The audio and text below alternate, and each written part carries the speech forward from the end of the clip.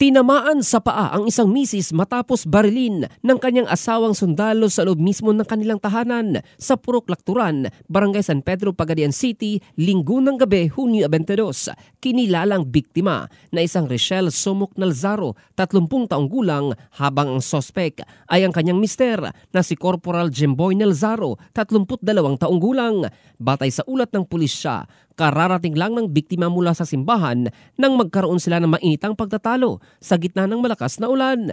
Humingi umano ng 2,000 piso ang mister, ngunit tumanggi ang misis na magbigay. Sa nasabing sandali, nasa impluwensya umano ng alak ang mister at bigla na lamang nagpaputok ng baril kaya tinamaan ang asawa sa paa.